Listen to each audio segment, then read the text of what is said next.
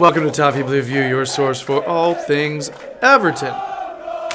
Gerry, David, Max, and now you know everybody. All right, congrats. I don't know if you'll recognize David. He's using a different camera at the moment. I'm just not using a potato to film anymore. We were actually kind of psyched with the fact that you were managing to get such clear picture with the potato cam. Yeah. But yeah, you can actually see more of his features. So yeah, that's an extra reward for you viewers out there. This is a little news item. It's kind of great for the Everton folks. Yannick Bolasie played today. All right. Yeah. U23 match against Leicester. He came in like the 60-something minute mark, and it came in for, is his name Adniran or Adeniran? The kid from Fulham we just bought, I think. Came in for him, and apparently looked strong, looked powerful, and looked solid for his first game back. All right. So guys, have you heard anything about his performance? Any kind of random folks talking about it, or? Not much, but as you say, obviously, being reported of looking strong and looking powerful. I think that's one of the main points I think to take out of his performance. Obviously it's great to see him playing, but for people to mention that he does look strong, he looks powerful, he looks sturdy on his feet, that's the type of thing that you want to hear, particularly after such a hard injury. So as long as he kind of doesn't lose those physical attributes that we all know that he's had, and because he showcases them on multiple occasions, and he has done for Crystal Palace. So as long as he doesn't lose his strength and he doesn't lose a yard of pace or whatever, I think we'll be happy. Yeah. I mean, we were winning 1-0 when he come on, and we got beat 2-1. That is a thing that happened. Yeah, but no, I'm sure he had no part in that. Yeah, it was just nice to see him back. I think at his best, he can be lethal, especially for Everton. And that old cliche, that'll be like a new signing, but it really will, because we only had a few months of him before he got that long-term injury. And we got to see what he could do then. So fingers crossed he comes back, as Max said, as strong as he was before. And I think if he does, we've got a good player on our hands. Right now, I think our lineup,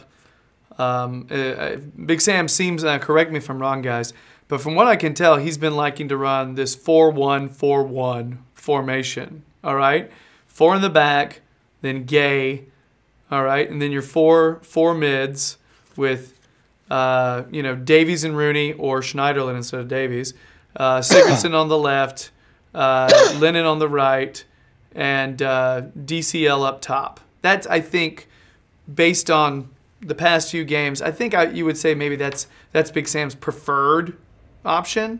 If Bolasie's back, where does he fit in? Does he slot in instead of Lennon, or does Lennon play over him? No, I agree. I think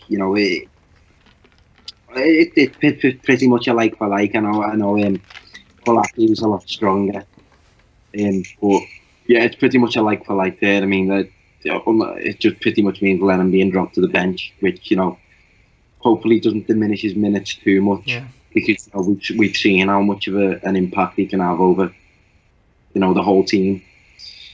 But I think it's just pretty much slotting in place of Lennon, which it is good, I think, because we're not having to accommodate wildly or shift the team out too much to slot him in. So like you say, David, he'll come in like a new signing, and there's a position there for him. Yeah, I think as well, if there's one thing you learn throughout the season is you never have your full squad fit, do you? So I think there'll be a lot of occasions where it won't be so much as of a selection dilemma, because for whatever reason everybody won't be fit. So there'll be plenty of times for him to come in. But yeah, I think he's got to come in over Lennon. But there's still plenty of opportunities for Lennon to play in the first team, especially on the form he's been, if he can keep it up. But I think Lennon now is a fantastic like wing back player, and defensively, the defensive winger, he can do really well. But I think he's lost a bit of that attacking talent that he had when he was a bit younger. Whereas Bolasie still is very explosive going forward, isn't he? So they're almost two different players. Yeah. So maybe it varies who we're playing, what type of game we're going to play, what's the game plan, and then we can decide from there. You know, it's funny. Like when Bolasie came in, the rumor was you're getting a powerful, skilled player who doesn't have much end product. That's what I kept hearing. You know, that his crossing ability wasn't pinpoint, his shooting was not terrific. However, when he came in and when he was starting on that right side, his right-footed crosses he put a lot to Lukaku, and he actually did well. I actually thought his crossing, for the most part, was pretty good. And that's an aspect of Lennon's game that I actually think is not the best.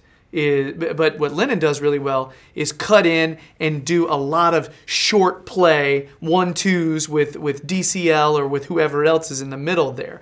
And that's what Lennon's good at defense, and he's good at that short play. Bolasie's better at beating people on the run and just being able to make sure he doesn't get shoved off the ball. And I feel like it just depends on what kind of game we want to play. Do we want to attack the flanks, or do we want to cut in?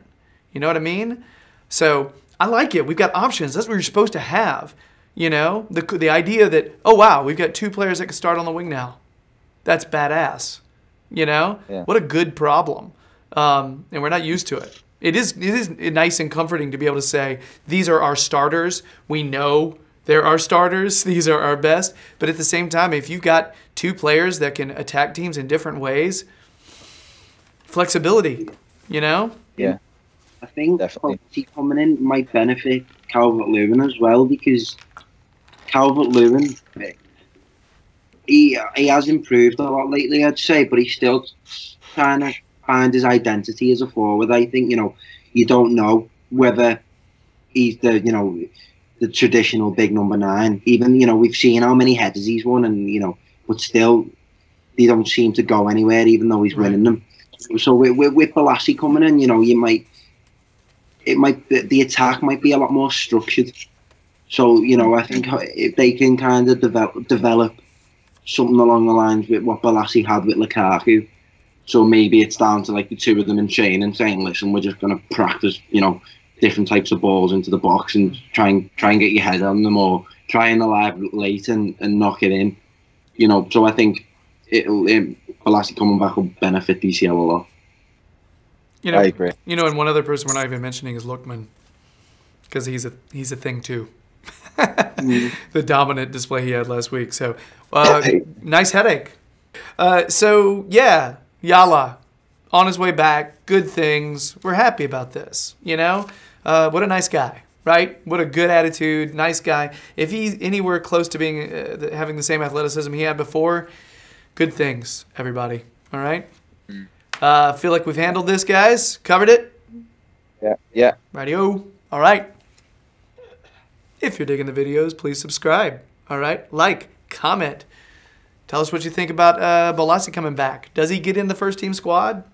Who does he replace? Or does he sit the bench and is he a really good impact sub? Maybe, right? Check out David's writing on the Sportsman Toffee Blues website. Check out Max's writing on the Toffee Blues website. No more plugging. We got more videos to make. All right? We'll see ya.